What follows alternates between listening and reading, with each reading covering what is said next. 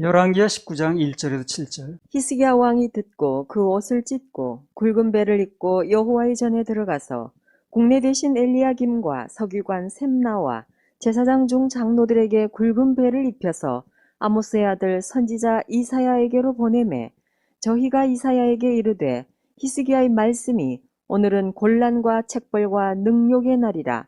아이가 임산하였으나 해산할 힘이 없도다.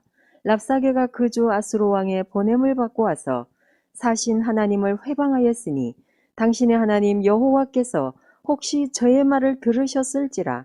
당신의 하나님 여호와께서 그 들으신 말을 인하여 꾸짖으실 듯하니 당신은 이 남아있는 자를 위하여 기도하소서 하더이다. 이와 같이 히스기야 왕의 신복이 이사야에게 나아가니 이사야가 저희에게 이르되 너희는 너희 주에게 이렇게 고하라. 여호와의 말씀이 너는 아수르 왕의 신복에게 들은 바 나를 능욕하는 말을 인하여 두려워하지 말라. 내가 한 영을 저의 속에 두어 저로 풍문을 듣고 그 본국으로 돌아가게 하고 또 그 본국에서 저로 칼에 죽게 하리라 하셨느니라. 자, 여기 보면 히스기야가 이사야에게 이제 말을 하는데 이제 아주 급한 순간이 됐으니까 이제 기도 부탁을 하는 거거든요. 그런데 뭐라고 얘기를 하냐면 당신의 하나님 이런 말을 씁니다. 그 뭐 한 크게 이제 두 가지를 보면 그래요. 우선 히스기야가 볼 때 결정적인 순간에 자기 믿음보다는 선지자 이사야의 믿음이 더 강하다는 걸 인정하는 거예요, 지금요. 내 믿음 가지고 나가는 것보다 이사야의 믿음을 가지고 하는 게 낫겠다고 판단이 됐겠죠. 히스기야가 하나님을 안 믿는 사람이 아닌데 굳이 당신의 하나님이라는 용어를 쓰는 거예요, 지금요. 그러니까 인도자는 그래요. 뭐 이 성도는 또 크게 보면 세상이 인도자인데 우리 세상에 끌려가는 사람은 아니잖아요. 평소에도 매사에 믿음의 본을 보여야 돼요. 그래서 그의 말에 신뢰가 가도록 해놓는 게 참 중요합니다. 그래 결정적인 순간에 인도가 되는 거예요, 그게. 평소엔 잘 그냥 그런 얘기를 안 했다 할지라도 그 늘 눈에 비칠 때 아, 저 사람은 믿음의 본이 있는 사람이야. 믿는 자라서 뭔가 다르게 행동하는 사람이야. 어떤 일이 벌어져도 다르게 반응하는 사람이야 하는 걸 인식시켜 놓을 필요가 있어요. 그럼 어느 때인가 급한 일이 벌어질 때가 있거든요. 그럼 그 사람을 신뢰하게 되는 거예요. 이사야가 평상시 평화 시대에는 뭐 그렇게 두각을 나타내는 사람이 아니었어요. 그런데 이 결정적인 순간이 되니까 히스기야가 이사야의 하나님을 찾는 거예요. 당신이 믿는 하나님. 그래서 내 믿음보다 저 사람 믿음이 낫다는 건데 그 반대로 아유 저 사람이 있는 믿음보다 내 믿음이 나아. 이러면 결정적인 순간에 말이 안 먹히겠죠. 평소에 이게 이제 축적해놓고 쌓아놓는 게 아무것도 아닌 것 같아도요. 결정적인 순간에 위력을 발휘하는 거예요. 그러니까 평소에 어떤 걸 심어놓는 게 결정적인 순간에 이렇게 위력을 발휘하더라는 겁니다. 자, 디모데전서 4장 12절. 누구든지 내 연소함을 업신여기지 못하게 하고 오직 말과 행실과 사랑과 믿음과 정절에 대하여 믿는 자에게 본이 되어. 인도자는 누군가에게 업신여김을 받지 않으려면 나를 좀 대우해줘. 왜 나한테 이렇게 소홀하게 하는 거야? 이렇게 말해서 되는 게 아니고 매사에 어떻습니까? 평소에 말과 여기 나온 그대로예요. 행실과 사랑과 믿음과 정절에 대해서 본이 되어야 되는 거예요. 그래야 인도가 되는 거고 그래야 내게 오는 것이 있는 것이고 또 사람에 대해서 대하는 태도가 달라지는 겁니다. 내가 요구해서 되는 게 아니라니까요. 요구하지 말고 요구는 관계를 깨니까 요구할 게 아니라 내가 먼저 그런 본을 보이면 평소에 쌓아놓으면 자동적으로 그 사람이 저 사람에 대해서 태도가 그렇게 달라지는 겁니다. 그리고 이사야가 히스기야 왕한테 가서 당신 나 선지자니까 나 대우해줘야 돼요. 이렇게 말한 적이 없어요. 그렇죠?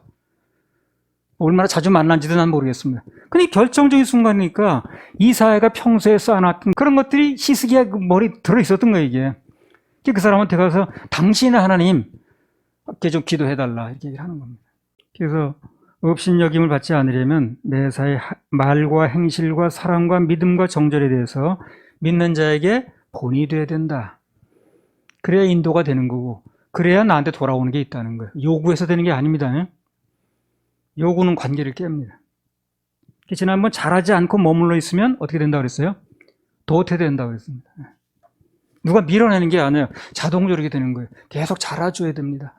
그래서 이게 이제 그 평소에 이 시간을 그런 걸 축적하는 시간으로 쌓아둬야 된다는 거예요. 그래서 이사야가 평소 믿음을 비롯한 모든 것에 본이 됐기 때문에 결정적인 순간에 히스기야가 그 이사야에게 당신이 믿는 하나님, 이런 용어를 쓰는 거예요. 디모데전서 4장 15절.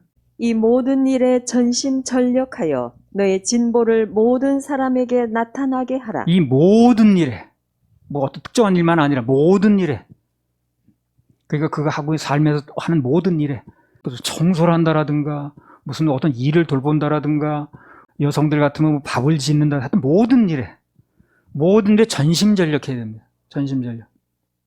허술하게 하면 안 돼. 그렇게 대강 허술하게 해가지고 실수나 만바라고 그러면 그 사람 누가 존경을 합니까? 모든 일에 전심전력해서 너의 진보를, 퇴보가 아닙니다. 진보를 모든 사람에게 나타나게 해야 돼요. 저 사람 보니까 정말 달라졌네. 저 사람 정말 많이 진보됐네.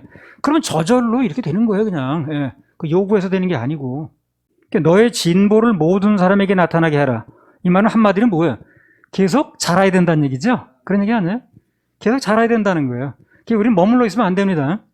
어제보다 오늘 조금 더 자라야 돼, 조금이라도. 작년보다 올해가 뭐 모습은 어떻게 되는지 모르지만 속 사람이 조금은 새로워져야 됩니다. 퇴보의 반대가 진보 아니에요? 누구든 자신의 위치를 확보하려면 누가 봐도 저 사람 전보다 많이 발전했네, 진보했네 하는 얘기를 들어야 되는 거예요. 옛날 같으면 저런 상황에서 저렇게 했을 텐데 저 사람이 이제는 이렇게 반응하는 거 보니까 저 사람 겉모습이 어떻든 간에 속으로 많이 성장했네 하는 모습이 보여야 된다는 거예요. 그게 중요합니다. 디모데전서 4장 16절. 네가 네 자신과 가르침을 삼가 이 일을 계속하라. 이것을 행함으로 내 자신과 내게 듣는 자를 구원하리라. 그래서 누군가를 인도하려면 또는 뭐 조금 더 구체적인 무슨 대접을 받으려면 개인의 일에 얽매일 게 아니라 환경에 관계없이, 환경 누구나 있는 거니까 관계없이 주님께서 맡기신 일, 어떤 걸어가라고 한 길을 여전히 차질 없이 계속할 수 있어야 됩니다. 그래서 내가 내 자신과 가르침을 삼가 이 일을 계속해라. 가르치는 거, 또 누구에게 권면하는 거, 이거 환경에 관계없이 계속 하라는 거예요. 디모데도 몸이 아픈 사람이었거든요. 관계없이 하라는 거예요, 그냥. 그래서 그것을 행하게 될 때, 지속적으로 하게 될 때 내 자신과 내게 듣는 자를 구원하리라. 여기서 구원은 죄사함 받는 그런 구원을 얘기하는 게 아니에요. 삶 속에서 실생활에서. 그래서 아무튼 평소 이사야가 믿음의 삶을 살았던 결과가 결정적인 순간에 히스기야로 하여금 그의 기도를 의리하게 만드는 거예요. 안 그러면 그 급한 판에 뭐 우왕좌왕하죠. 근데 다 믿음이 가는 거예요. 히스기야 볼 때. 이때 이사야가 기도한다면 그 기도를 하나님 들으실 것 같대 하는 믿음이 가는 거예요. 그래서 개인의 한 삶이 어떻습니까? 전체 민족을 구하는 그런 일이 벌어지는 거예요, 이게. 그 완맨 비전인데 한 사람 일로 끝나는 게 아닌 거예요. 어떤 한 사람이 중심을 잡는다는 것은 그 모든 그 미치는 영향이 굉장히 큽니다. 한 사람의 천재가 뭐 무슨 몇만 명을 먹여 살린다더니. 그래서 이사야가 믿음의 삶을 살았던 결과가 결정적 순간에 히스기야로 하여금 그의 기도를 의리하게 만들었고 결과적으로 나라를 건진 것입니다. 그래서 누군가 한 사람의 헌신이 그만큼 영향력이 있는 거예요. 결정적인 순간에 빛이 나는 것입니다.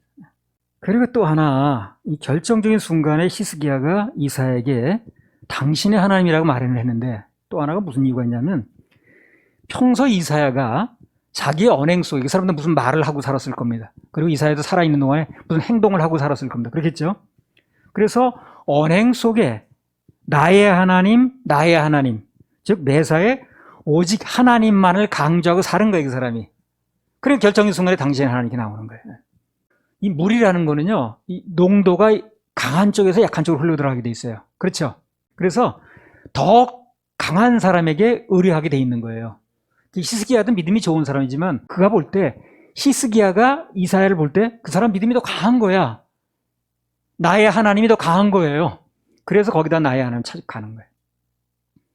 사람을 끄는 방법, 사람을 모으는 방법, 결속시키는 방법이 바로 그거라. 그게 무슨 내가 사람을 끌려고 해서 된 게 아니라 더 강한 쪽으로 쏠리게 돼 있어요. 어쩔 수가 없이. 그래서 히스기야가 볼 때 이사야가 자기보다 농도가 짙은 거야. 그냥 쏠릴 수밖에 없는 거예요. 그러니까 이사야가 늘 그냥 말끝마다 무슨 일만 있게 되면 나의 하나님, 나의 하나님 이렇게 강조를 하고 사는 거예요. 그러니까 말만 바꾼 거예요. 히스기야가 당신의 하나님으로. 매사에 하나님을 최우선 순위로 산 것이 다른 사람 눈에도 그렇게 비친 것입니다. 이사야의 주는 누구? 하나님이시라는 거. 저분의 주는 무조건 하나님이야. 그게 모든 사람들의 눈에 아예 각인이 된 거예요. 각인이. 새겨진 거예요. 그래서 그 하나님이 반드시 역사하실 것이다. 하나님이 믿어진 거예요. 그러니까 믿어지니까 그 믿음이 움직이기 시작하니까 그 전쟁통이 벌어졌는데 그런 난리가 벌어졌는데 흔들질 않는 거예요. 나라가. 그 믿음 속에 다 들어가 주는 거예요. 그러니까 우리 교회도요. 내가 바라기는 그런 교회가 돼야 돼요. 세상이 어찌 돌아가든 간에 그 교회 사람들만이라도 참 믿음에 선 사람이다. 반응이 믿음의 반응을 하는 사람들이다. 이렇게 되게 되면 다 언제가 결정적인 순간은 오거든요. 다. 그러면 다 거기에 다 들어오게 돼 있고 히스기야가 이사야를 결정적인 순간에 찾는 걸 봐서 이제 그게 믿어지더라고. 평소에 그가 하나님께 맡기고 의뢰할 걸 얼마나 강조했으면 이사야가 말끝마다 하나님께서 일하실 거라는 걸 얼마나 강조했으면 그렇게 결정적인 순간에 히스기야가 그렇게 하겠어요. 인도자는 그래요. 누군가를 내가 한 사람이든 두 사람 인도하려고 한다고 한다면 또 전도도 인도예요. 사실은요. 그래서 내가 누군가 영향을 미치려고 한다면 먼저 그 사람이 뭘 알아야 되냐면 내 주인이 누군가를 먼저 알아야 돼요. 내 주인이 누구냐. 그걸 알아야 그 사람이 그 주인 뜻대로 움직이게 돼 있고 그 주인 뜻대로 움직이는 과정에서 사람들이 그를 따르게 돼 있어요. 원리가 그렇습니다. 그러니까 이사야가 먼저 내 주님이 누구라는 걸 알고 그대로 나가니까 그 히스기야가 거기 따르는 거 아니에요? 히스기야 따르는 국민 전체가 따르는 거예요. 지금요. 그 말에 그 국민 전체가 영향을 받는 거예요. 그래서 인도자는 누구를 인도하려면 내가 먼저 내 주인이 누군지를 알아야 된다는 거예요. 그리고 매사에 그 주인 위주로 살아야 돼. 그래 결정적인 순간에 사역이 되는 겁니다. 그 이사야 사역이 되잖아요. 그렇죠? 사역이 되는 거죠. 지금. 결정적인 순간에 그를 찾아와서 기도해달라고 그러고 그를 의뢰하고 그 말을 신뢰하게 되고 나오니까 사역이 되는 거예요? 안 되는 거예요? 되는 거 아닙니까? 되는 거죠. 그래서 뭐 사역자도 그렇고요. 일반 성도들도 마찬가지예요. 나의 주인이 누구냐? 이걸 알아야 돼. 그것만 정확하게 알면 문제될 게 없다니까요. 삶 속에서 무슨 일이 벌어져도 지금 내 주인이 누구야? 누가 날 인도하고 계신 거야? 내 인생의 주어가 누구야? 이것만 분명하면 그 주어 되시는 분이 이끌고 나가는 거 아니에요? 삶 속에 어떤 일이든 뭐 예를 들면 지금 무슨 아파트 하나 뭐 전세로 뒀다. 물질은 많이 모자란다. 그래도 주어가 누군가를 인정할 필요가 있어요. 그때도. 이 일을 누가 주어인가? 내가 내 인생의 주어가 되지 끌고 나 답답하죠. 그렇게 되면. 답이 별로 없어요. 근데 이 모든 일에 주어가 주님이시다. 주님이 인도하신다. 내 주인이 누구냐. 이것만 분명하면 그 주인에게 맡겨질 수 있는 것이고 그분이 해결하신 날 믿음이 오는 거죠. 그래서 이 결정적인 순간에 전쟁이 벌어지고 이렇게 그냥 압도적인 그 전력의 아수르 군대가 쳐들어왔지만 그러나 이 일의 주인은 하나님이시다. 하는 게 히스기야가 믿어졌고 이걸 전적으로 믿고 강한 사람이 이사야다. 그냥 가는 거예요. 그리고 거기다 맡기는 거예요. 그리고 하나님 일하시는 겁니다. 그래서 하여튼 무슨 일이 벌어져도 그건 종류는 여러 가지니까 다 말할 수 없어요. 그러나 어떤 일이 됐든 간에 각자가 내 주인이 누구냐. 이 일에 저 일에 그 상황에서 이 주인이 누구냐고 분명해지면 해결은 나게 돼 있어요. 거기 전적으로 맡겨지게 돼 있고. 그래서 지금 삶이나 형편 속에 뭔가 뭐 어려움이 있다. 그럼 그것만 보고 자꾸 낙심할 게 아니라 절망할 게 아니라 지금 내 주인이 누구냐. 내 인생의 주어가 누구시냐. 누가 내 인생을 끌고 가는 것이냐. 기관차 끌고 가지 객차가 끌고 가요. 그렇죠? 기차 보세요. 기관차가 끌고 가지 객차가 끌고 가는 게 아니잖아. 그 전에 보면요. 기차가 지금 어떻게 하는지 모르겠어요. 그 전에 그런 거 여러 번 봤습니다. 기관차 이쪽에 있으면 이쪽으로 가면 객차를 끌고 가는 거예요. 근데 기관차가 이쪽으로 붙으면 여전히 또 이쪽으로 끌고 가더라고요. 그래서 기관차가 객차를 끌고 가는 거지 객차가 기관차를 끌고 가는 게 아니에요. 누가 기관차냐, 누가 주인이냐, 누가 주어냐 이것만 분명히 하면 그 나머지 끌고 가는 건 하여튼 주어가 끌고 가는 거예요. 기관차가 끌고 가는 거예요.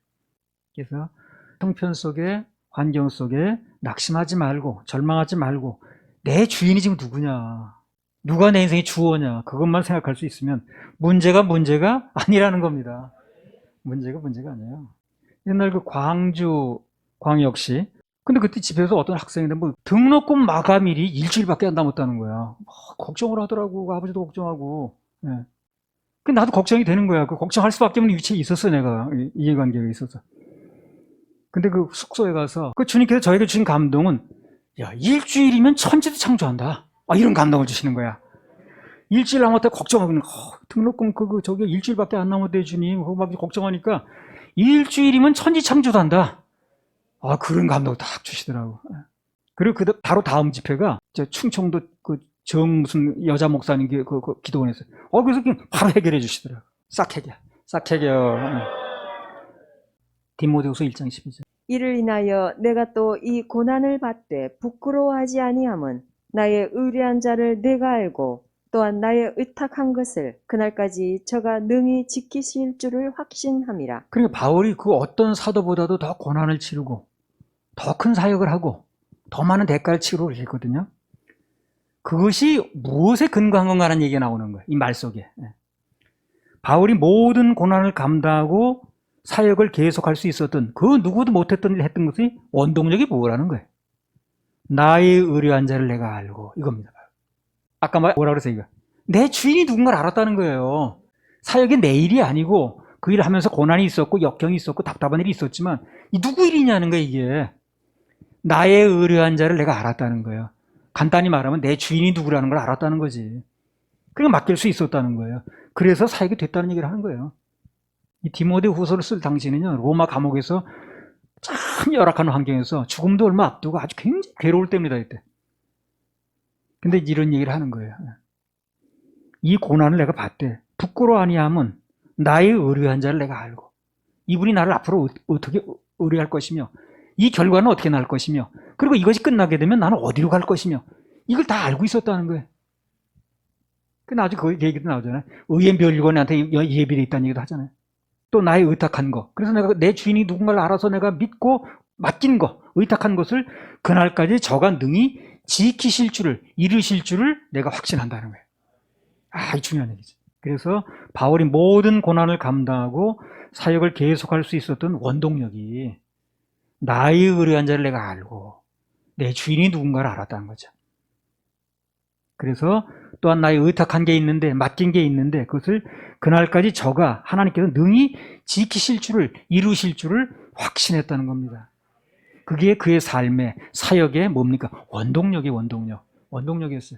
그래서 주의 종, 더 나아가서 모든 하나님의 백성들은 매사에 내가 누구 종인가, 바꿔 말하면 내 주인이 누군가, 이걸 분명히 알고 삶 속에서 그걸 적용할 줄 알아야 돼요.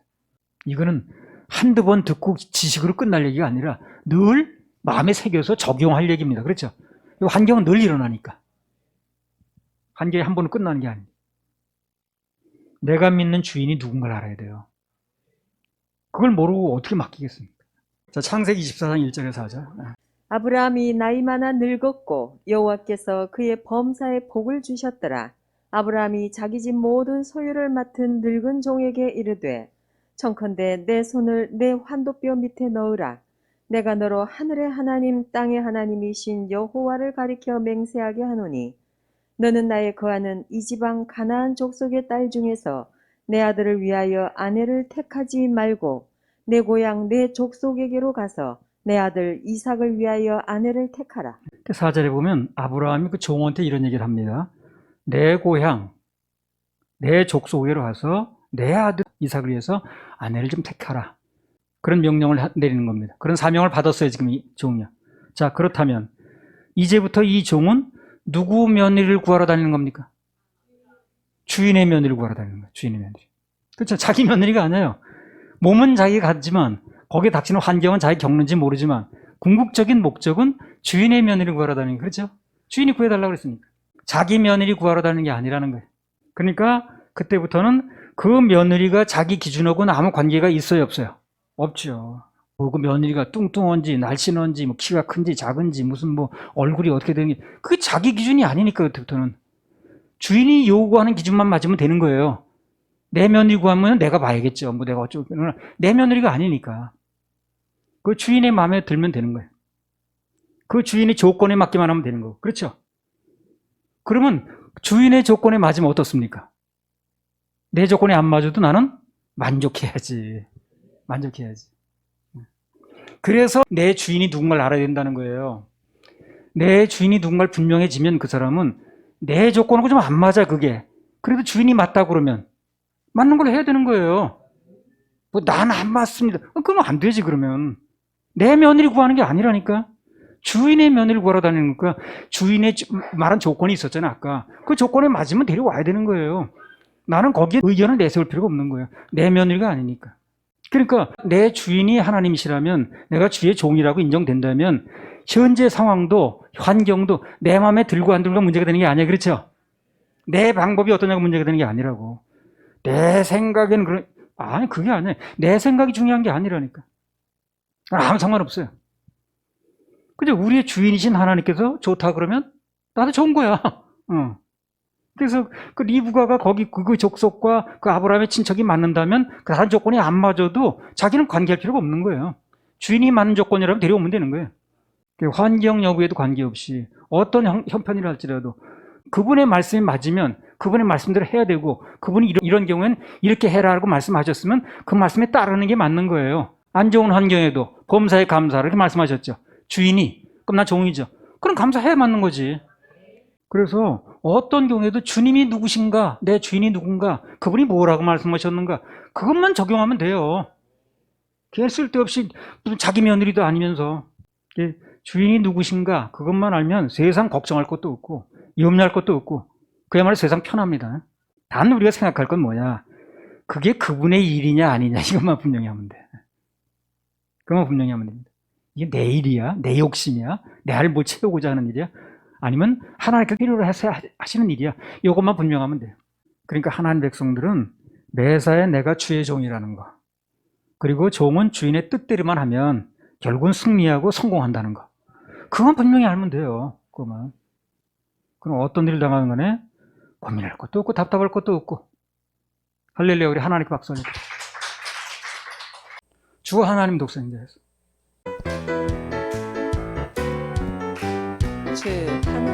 주 하나님 독생자 예수 독생자 위하여 날 위하여 오시었네.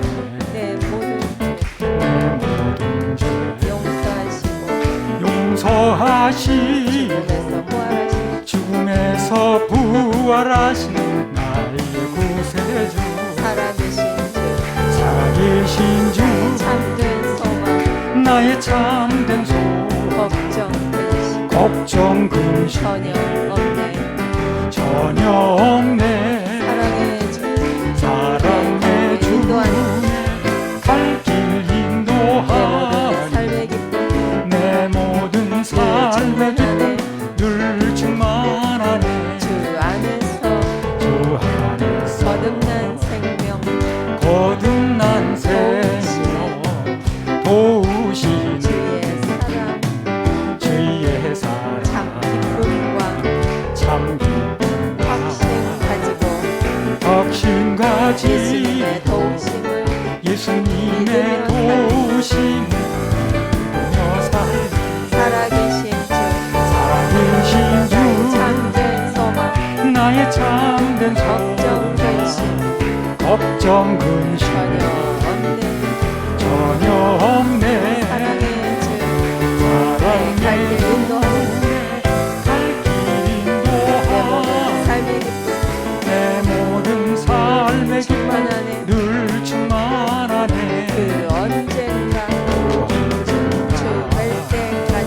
주 뵐 때까지 주를 위해 싸우리라.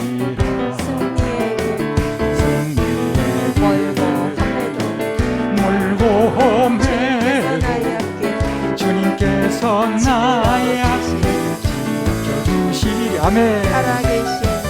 살아계신 주 나의 참된 소망 걱정 근심 전혀 없네. 사랑의 주님의 갈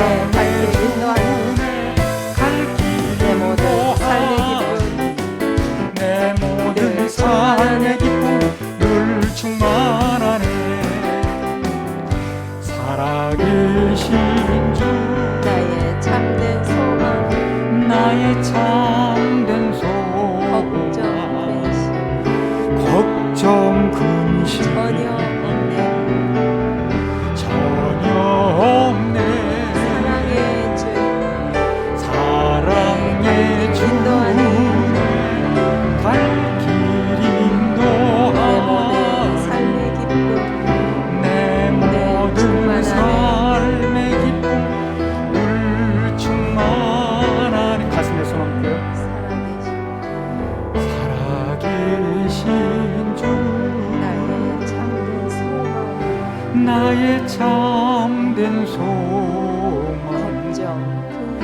걱정 근심 전혀 없네. 사랑의 주네 갈 길 인도하네. 내 모든 삶의 기쁨 늘 충만하네. 살아계신 주 나의 참 걱정 의심 전혀 없네. 사랑의 주 내 갈 길 인도하시니 그분이 주원이니까 내 모든 삶의 기쁨 늘 충만하네. 맡겨지면 특징이 뭐냐? 기쁨이 와요. 근데 안 맡긴 사람은 말은 그렇게 하는데 기쁨이 없어. 안 맡겨졌으니까. 짐이 자기가 짊어지고 무거운데 뭐. 그래서 이건 짐이 내려놔지고 맡기고 하는 거는요, 속일 수가 없어요. 내려놔짐이 짐이 내려놔지 홀가분하죠. 짐을 지고 바위덩어리를 지고 있는데 어떻게 홀가분한 표정을 질 수가 있나? 열왕기상 18장 36절. 저녁 소재 드릴 때에 이르러 선지자 엘리야가 나아가서 말하되 아브라함과 이삭과 이스라엘의 하나님 여호와여, 주께서 이스라엘 중에서 하나님이 되심과 내가 주의 종이 됨과 내가 주의 말씀대로 이 모든 일을 행하는 것을 오늘날 알게 하옵소서. 엘리야도 마찬가지예요. 누구나 다 똑같은 생각이더라고. 바알과 아세라 선지자 850명 지금 하는 거예요. 목숨 걸고 하는 겁니다, 지금. 그리고 이 싸움을 지게 되면 엘리야 한 사람 목숨만 날아가는 게 아니에요. 이 나라 전체가 날아가는 겁니다, 지금. 나라의 운명을 걸고, 적게는 내 목숨을 걸고 하는 거예요, 지금요. 얼마나 절박합니까? 이게 목숨을 걸고 싸우는데, 그가 한 말은 뭡니까? 한 것은, 첫 번째는 저녁 소재, 예배부터 드린 거예요, 그러니까. 소재가 예배입니다. 저녁 소재, 예배부터 드렸어요. 그러니까 이건 언제나 기본입니다. 어떤 일이 벌어지든, 뭘 하든, 급박한 상황이든 무슨 뭐 한가한 상황이든 관계없이 우선 예배부터 드리는 건 그건 기본이에요. 이건 더 이상 강조 안 하겠습니다. 여러 번 강조한 거니까. 그리고 특히 중요한 게 뭡니까? 내가 주의 종이라는 걸 알게 해달라는 거예요. 내가 주의 종이라는 거. 그러니까 이 급박한 선거에 급박한 상황이지만 내가 지금 뭘 생각해야 되냐면 내가 주의 종이야 하는 걸 알게 해달라는 거예요. 이게 굉장한 얘기입니다. 여기 한 얘기가 그 얘기예요. 그러니까 이런 급박한 상황, 이제 목숨 걸고 하는 일에 목이 날아갈 판인데도 내가 주의 종인 걸 알게 해달라는 거예요. 내 주의 종인 것만 알게 되면, 그건 확신되면 맡길 수 있다는 거죠. 걱정 안 된다는 거죠.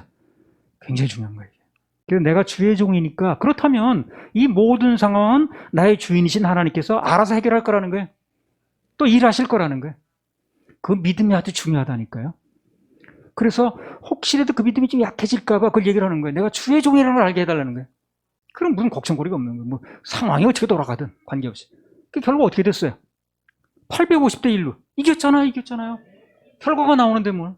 원리가 그렇기 때문에 하나님께서는 어떤 사람에게 무슨 일을 시키기 전에 먼저 주종관계, 즉 복종훈련을 먼저 시켜요. 이게 주인이라는 게 분명히 돼야 되거든. 이게 이론으로 되는 게 아닌 거예요. 이론은 그런 상황에 맡겨지질 않아요. 그래서 먼저 나는 너의 주인이야, 너는 내 종이야 하는 주종관계를 확신할 수 있는 그런 일들을 계속 시킵니다. 그때 이제 괴롭죠. 내 생각하고 안 맞는데 내 마음하고 틀린데 자꾸 그렇게 해야 되니까 좀 괴로운 시절이 있어요. 근데 그걸 계속 하게 됩니다. 왜? 그래서 결국은 상황과 형편에 관계없이 너는 내 종이야, 그리고 나는 내 하나님이야 하는 걸 인식시키려고 그러는 거예요. 그래야 일이 되니까. 그래서 원리가 그렇기 때문에 하나님께서 어떤 사람에게 무슨 일을 시키시기 전에 먼저 주종관계, 즉 복종훈련을 먼저 시켜요. 그 대표적인 게 가라, 오라. 그게 이제 군대라든 경찰이나 가게 되면 다 그거부터 해요. 제식훈련. 제식훈련의 주제가 뭡니까? 앞으로 가, 뒤로 가, 돌아가 뭐 이런 거 아니에요? 가라, 오라 아니에요, 한마디로? 그리고 정지간의 동작, 서 있으려면 서 있어야 되고, 이동간의 동작, 가려면 가야 되고, 오려면 오래야 되고. 그걸 제일 먼저 하는 거예요. 어느 훈련인지 가면 다 하는 거예요, 그걸. 제일 먼저. 일주일 내지 길면 한 달 동안. 내가 여러 가지 훈련을 받아봤는데, 무슨 훈련을 가든지 간에 그걸 한 달 내지는 교육 기간이 길면 한 달, 짧을 때는 일주, 2주를 꼭 다 하더라고. 군대 가도 그렇고. 그래서 하나님께서 어떤 사람에게 무슨 일을 시키기 전에는요, 먼저 주종관계, 복종훈련, 오라, 가라, 그런 훈련을 먼저 꼭 하십니다. 그런 걸로 안 거친 사람이 없어요. 우선 엘리야만 해도 그리 시내가로 가라 그랬죠. 거기 뭐가 있는데 거기 가서 그럼 그 대가를 가라 그런 거예요, 거기. 갔죠. 가라 그래서 갔어요, 엘리야는. 그다음부터는 어떻게 되는 거예요? 누가 책임져야 돼? 가라고 한 분이 책임져야지. 그랬더니 어떻게 되나 봤더니 그 까마귀가 날라오는 거야. 근데 까마귀가 입에다 뭐 물고 왔네. 그래가지고 공수해 주는 거야. 그래서 인간인 짐승이 뭐 체면이고 뭐 차릴 게 뭐 있나 거기서. 까마귀가 물어다 주면 그것도 받아먹고 앉았네. 그게 복종훈련이에요, 그게 한마디로. 그게 이제 내 생각엔 그게 아닌데요. 뭘 무슨 뭐 어쩌 그런 게 들어가야 되거든. 왜 하나님이 하시는 일이 다 인간이 이해될 수 있는 일이 별로 없어요. 우리 생각 밖에서 일하시기 때문에. 그래서 무조건 복종 훈련, 우리를 말하면 무조건 아멘 훈련이 안 되면 일이 안 되는 거예요, 이게. 다니엘 뭐 세 친구 다 이해가 되는 거예요. 불 속에 들어가고 무슨 뭐 그거 다 이해 안 되는 거지. 그래서 그거 이제 훈련을 끝마치고 나니까 그 다음에 또 뭘 했느냐면요, 하나님께서 사르밧 과부를 찾아가라고 그랬어요. 근데 그 사르밧 과부가 부자라 뭐 쌓아놓고 먹는 사람이 아니라 아들하고 죽고 있는데 뭐 하냐 그랬더니 그 주워서 밀가루 조금 남은 거 먹고 죽겠다는 거예요. 그거를 나한테 떡 먼저 만들어 와. 이거를 또 시키시네. 응. 그거 다 훈련이에요. 웬만한 사람 같으면 아유 대게나 잡수고 죽으셔. 그걸 또 내가 얻어먹고 앉았냐. 벼룩이 뭘 어떻게 하지. 그런 식으로 하나가거든. 근데 그거를 순종하게 만드는 거죠. 그 제자인 엘리사는 어떻습니까? 밭을 12결이? 12결이 한 결이가 두 마리거든요. 24마리를 밭을 가는 거예요. 농토가 얼마나 큰 거예요, 그게요. 그 자기 맨 가장자리에서 이제 방향만 해주는 거거든요. 농토도 많고 밭 갈 것도 많은 거예요. 근데 그냥 무조건 부르는 거예요. 뭐 일꾼을 누굴 세워라, 뭐 나중에 뭐 땅은 누구한테 맡겨라. 그런 거 말도 없이. 그 따라갔잖아요. 그죠? 그게 복종훈련인 거예요. 그게 돼야 일이 되는 거거든. 그래서 그렇게 하시는 거예요. 그렇게 그 사람 이해 다 될 정도로 만들면 앞으로 모든 일 다 이해시켜요, 그 사람을요. 하나님이 하신 일을 인간에 다 이해시켜서 어떻게 일을 합니까?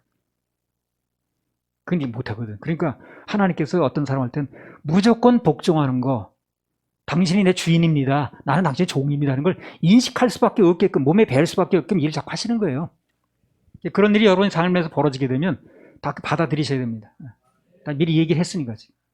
그럼 나도 똑같이 겪는 거니까요. 나도 사람이니까. 신약에 보면 12제자 있죠. 아니, 고기 막 잡고 있는데 열심히 그물 갯고 있고 막 정신없이 하는데 부르시면 그거 어떻게 하는 거예요? 그래. 그 노인네만 남겨놓고 다 배 버리고 가는 거예요. 근데 곧 버리고 갔다 그랬잖아요. 그러니까 제자가 되는 조건이 딱 된 거예요, 지금. 많이 배워서 되는 게 아니라 뭐 학식이 많은 뭐 가방끈이 기냐, 짧으냐 그게 아닌 거예요, 지금. 그 말에 내가 이해가 안 돼도 복종할 수 있느냐. 즉, 그분을 내 하나님으로 인정할 수 있느냐는 문제야. 복종이 안 된다는 건 뭐예요? 간단히 말하면. 하나님 인정 안 하는 거예요, 이 사람이. 뭐 하나님이라고 말은 부르지만 사실은 하나님이라고 인정을 안 하는 겁니다. 주님이라고 부르지만 내가 그분의 종이라는 걸 인정을 안 하는 거예요. 간단히 말하면 그렇습니다. 그게 돼야 일이 되는 건데. 그 마태라는 사람은 세관에 앉아서 근무 중이었죠. 그 느닷없이 부르시는 거예요. 벌떡 일어나서 따라갔잖아요. 다 무조건 복종을. 그런 사람만 제자가 되더라고. 주의 종의 기본은 그분의 주대심을 인정하는 겁니다. 주대심. 내가 누구의 종인가를 분명히 해야 된다는 거죠. 그것만 되면 그다음부터 문제될 것도 없고 겁날 것도 없어요. 전에 어떤 목사는 저는 그렇게 믿어요. 근데 교계 어른이 무섭대네. 자, 주님이 무서워야 되는 건데 교계 어른이 무섭다는 거예요. 다 그게요. 진짜 주인이 누군지 몰라 하는 얘기들이에요. 진짜 주인이 누구는 걸 알게 되면 그런 얘기 안 합니다. 내 며느리 구하라는 게 아니라고 그러죠. 자기 진짜 주인이 누군지 모르다 보니까 그런 한심한 소리를 하고 있는 거예요. 아무튼 그래서요. 하나님 안에 성공한 모든 사람들의 특징은 대부분 주님을 위해서 복종하는 과정에서 뭐를 내려놓더라는 거예요. 그 내려놓는 훈련이거든, 그게. 내 체면, 이래봬도 그거 다 내려놓는 훈련이거든. 반대로 그럼 실패한 사람 뭐냐? 그 반대겠죠. 공통적인 특징이 결정적인 순간에 주님을 위해서 뭘 버리질 못하는 거예요, 이 사람이. 내려놓지 못하는 거예요. 요것만은 붙들고 있는 거예요. 이래봬도 내가 차마 어떻게. 그걸 못 내려놓는 거예요. 그래서 안 돼요.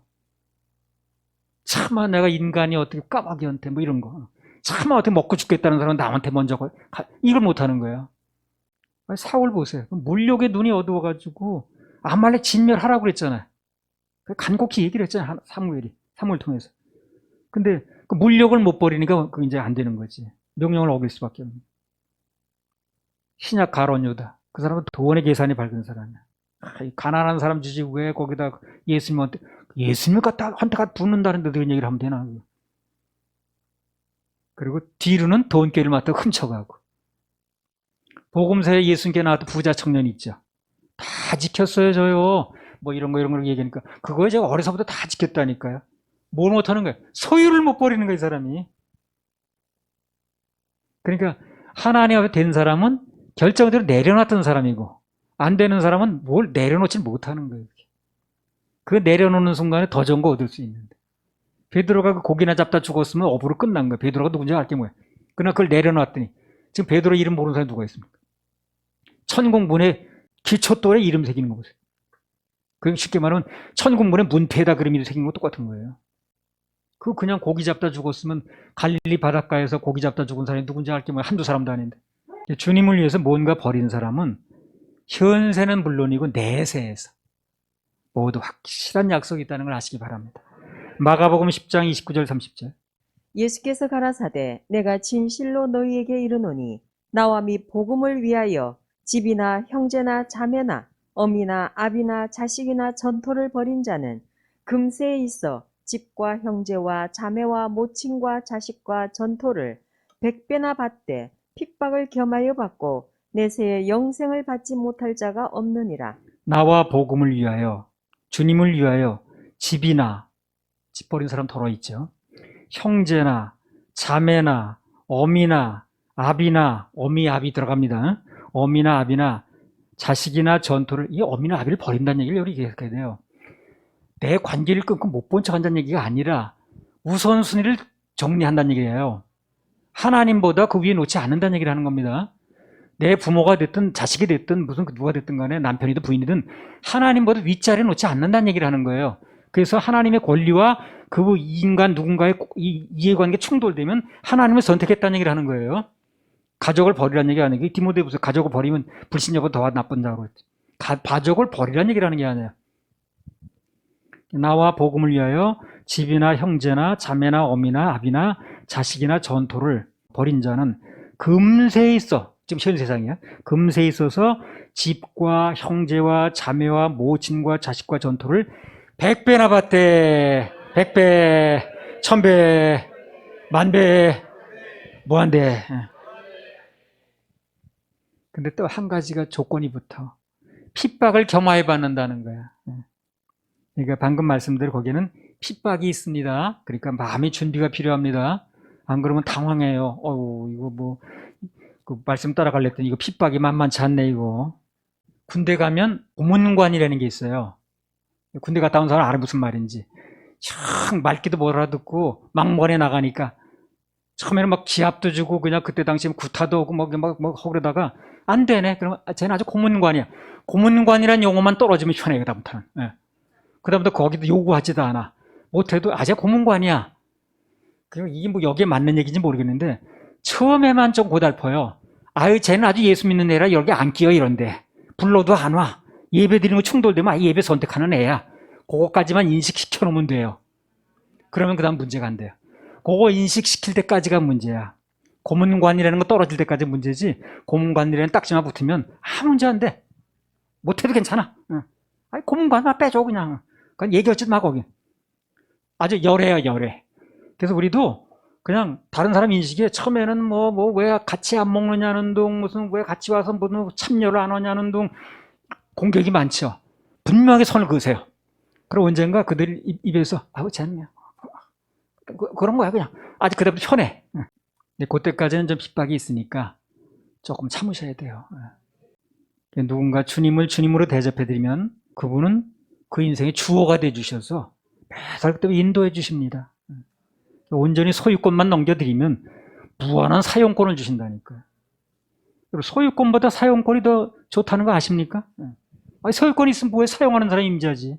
근데요, 사용권을 가지고 참 기뻐하고 감사하면 소유권도 주시더라고 나중에. 언젠가는. 우리 그동안 그 여러 가지 그 건물 전전하면서 사용권을 기뻐했죠. 사용권을 감사했죠. 소유권도 주시잖아요 이제. 결국 이 건물의 소유권 주시잖아요. 그동안 우리는 뭐 그냥 사용권만 가지고 계속 감사하고 지내고 왔는데 지금까지. 할렐루야. 모든 것을 하나님께 박수 올려드립니다.